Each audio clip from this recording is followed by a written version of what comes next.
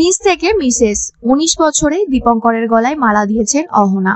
1 বছরের সুখবর চেপে রাখার পর নতুন বছরের প্রথম দিনে গুড নিউজ দিলেন সকলের পরিচিত অনুরাগের ছোঁয়া সিরিয়ালের মিশকা। মায়ের সঙ্গে সম্পর্কের পার চুকিয়ে বয়সে বড় ডিভোর্সি দীপঙ্করকে নিয়ে কম কটাক্ষ শুনতে হয়নি তাকে। অহনার বয়স সবেমাত্র 20।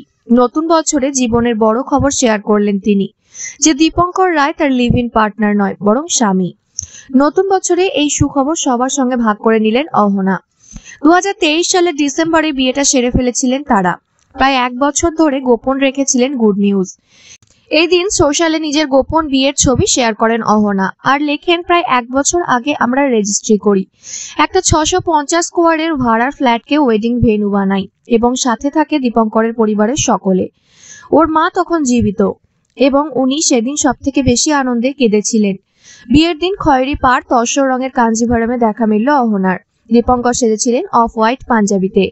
শৈশাবুত পর্ব শেষ করে মালা বদল সিঁদুরদানের মতো বিয়ের রীতি পালন করেন দুজনে। অনুরাগের ছোঁয়া সেটে আলাপ দুজনে। পেশায় মেকআপ আর্টিস্ট দীপঙ্কর। এর আগে বিয়ের জল্পনা হলেও অহনা অস্বীকার করেছিলেন সত্যিটা।